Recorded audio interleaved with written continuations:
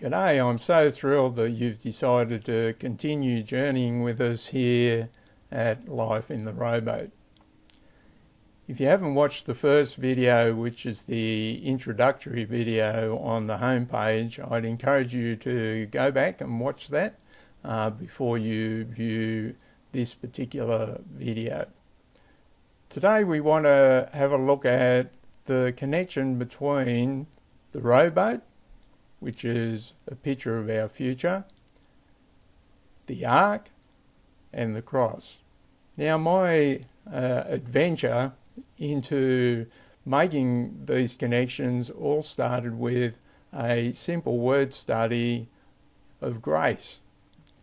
And many of us would immediately think, grace, yes, know all about it. It's one of the pillars of our Christian faith and our system of belief. And, you know, I know the definition of the word grace. It's unmerited favour. And that's absolutely right. But I wonder if you realise where grace is first mentioned in Scripture. As it turns out, it's first mentioned way back in Genesis 6 verse 8. And there we read, "And Noah found grace in the eyes of the Lord." Now, in order to understand this particular word, we're going to use what is known as Hebrew word pictures. Before Hebrew became a written language, it was actually a pictorial language. And so when it became a written language, each of the pictures that they used to use to communicate ideas and concepts with were attached to the letters of their alphabet. Now, it shouldn't come as a big surprise to us that Hebrew has this aspect of word pictures, or if you like, hieroglyphics attached to it, given the length of time that the Hebrews spent in and around Egypt in those years of captivity, and even prior to that. So, in using the word pictures for the word grace, we discover that in Hebrew, grace has two letters. The first letter is the letter Chet, and the picture attached to it is that of a fence. And that fence can be a fence to protect. The second letter in the word grace in Hebrew is the letter Nun. And this letter has the word picture of a school of fish darting through the water. And it really is, it's a picture of abundance of life. If you've ever seen on one of those documentaries a big school of fish darting and moving through the water, it's just this abundant life. So let's put these two together into what Shane Willard would refer to as the comic strip of the word. And what we get is a fence that's protecting abundant life. Isn't that exactly what the ark was? It was a big fence that God had Noah build that was to protect all the life left on planet Earth. Our rowboat is in fact a picture of grace. It's a vessel that protects our future. It's also very interesting to me that Noah's family, who were all the human beings that entered into the ark, they numbered 8. And in Hebrew, 8 is the number of new beginnings, or the number of future. Let's turn our attention ever so slightly now to explore the link between the rowboat, our picture for understanding the Hebrew concept of the future, and the cross. In Hebrew, the word ark has the word picture meaning of the house of the sign. Of course, there's no better example of unmerited favour than what we see in the cross of Yeshua.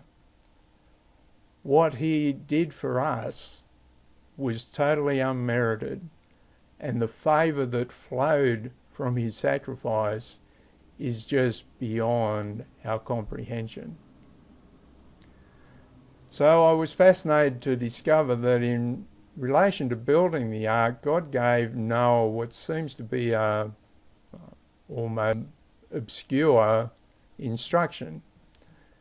He said to him in Genesis 6 verse 14, "Make yourself an ark of gopher wood, make rooms in the ark and cover it inside and out with pitch." Now, I've heard people teach about what this might mean in terms of the property of pitch that would seal and protect the water tightness of the ark, and that may well be the case. But apart from that, I'd never really given much attention to this word until I felt really prompted to start digging and exploring what was behind this word. And what I discovered was that the word pitch and the word atonement both share the same root word in Hebrew. So this means effectively God was saying to Noah, I want you to line the ark inside and out with a symbol of atonement. And when we hear the word atonement, we think of the blood of atonement. So the ark was lined inside and out with a symbol of the blood of atonement. So with this bit of information, we have three significant pointers regarding the ark. First, it was made of wood. Secondly, it was lined inside and out with this symbol of atoning blood. And thirdly, the ark came into being through the obedience of Noah to the instructions of God. So my question is, where else in Scripture do we find these three? Wood, atoning blood, obedience. Well, the first place we see this picture repeated is the very first celebration of the Passover. Illustrates this perfectly. First of all, the people had to kill the Passover lamb. Then they had to take the blood of the lamb and place it on the wood of the doorposts. But of course, that image was pointing us forward to the cross, where we see Yeshua, in obedience to the Father's desire, go to the cross, be nailed to a wooden cross, and there shed his blood on that cross. So let's return to our question that came out of the word meaning for ark, the house of the sign of what? And I believe the answer is the ark, the house of the sign of grace, the fence that protects life, and it is the house of the sign of the cross.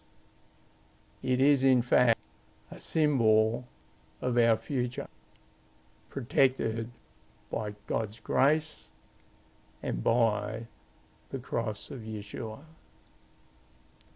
Bless you. Look forward to catching you on the next video.